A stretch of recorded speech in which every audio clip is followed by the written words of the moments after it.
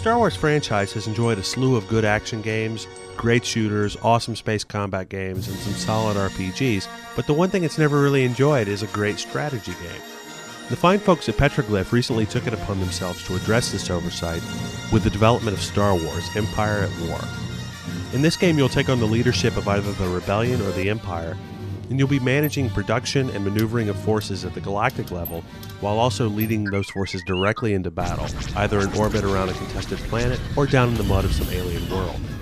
Where the game really scores big is in delivering the authentic Star Wars feel. You'll not only get to take part in every level of the Galactic Civil War, but you'll also get a chance to play with all the cool toys from the movies, AT-ATs, X-Wings, anything you want.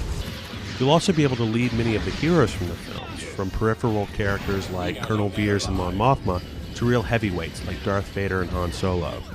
Now the whole point of the game is to take over planets, to get resources, to build armies and fleets, to take over even more planets. And in the main campaign, you can play through the events between the end of the prequels and the end of the original Star Wars movie.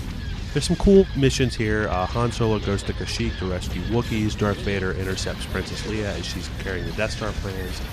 But it kind of stinks that the campaign doesn't extend beyond that to cover cool battles like Hoth or Endor. We can only guess that these are being saved for a possible expansion pack or sequel down the road. In addition to the storied campaign, there are several open-ended Galactic Conquest campaigns, which are more free-form. You'll basically be given a few units and a few planets and tasked with eliminating your rival from the galaxy. The real fun in this game comes when the fighting starts. The space battles in particular are a blast to watch, particularly because of the sense of scale. There's squadrons of small TIE bombers all swarming around massive Mon Calamari cruisers. There are X-Wings chasing TIE fighters in and out of asteroid fields and nebulae. And seeing all these elements come together really helps to sell the whole Star Wars experience. But while there's a lot of style there, the space battles are really much too predictable in terms of mechanics. Each unit in the game is designed to counter a certain type of enemy unit. TIE bombers and Star Destroyers, for instance, are great for taking down Rebel frigates. To fight off the bombers, you'll need to use Rebel fighters or corvettes, and to fight off the Star Destroyers, you'll need to bring in Y-Wings or Mon Calamari cruisers.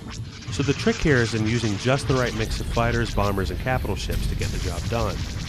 And while that's an interesting intellectual exercise, it basically means that each space fight is basically going to be just like every other space fight, simply because the forces involved are going to be exactly the same. Things are much uglier on land, both in terms of the mechanics and in terms of looks. The units barely look good enough to support the action, much less the cutscenes being enjoyed. While I like the animations of the AT-ATs and the AT-STs, the textures are really sad across the board. The geometry of the human figures is particularly awful. After seeing games like Company of Heroes, it's really hard to buy into models that look like they were carved out of soap.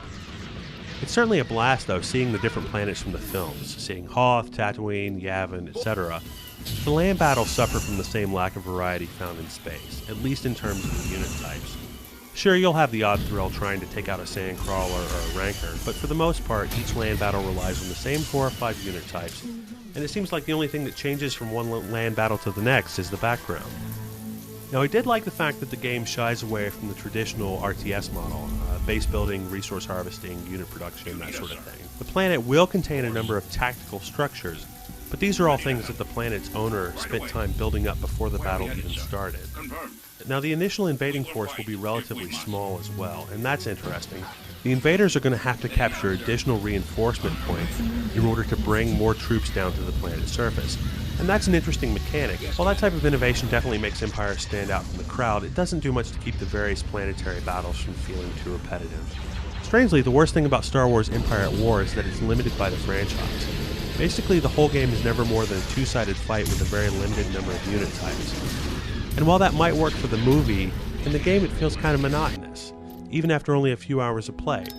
It also means that there's not much room for innovation or surprise, at least in the single-player campaign, because you always know what your enemy's going to be bringing to the table, and you know exactly what you need to bring to the table to counter it. Still, one of the most important things to say about any Star Wars game is that it feels like Star Wars, and on that count, Empire at War succeeds very, very well. Star Wars fans will definitely find themselves sticking with this one long after the mechanics have worn thin, simply because the game lets them play with all the cool toys from the movies. On the other hand, RTS veterans won't be as tolerant of the monotony.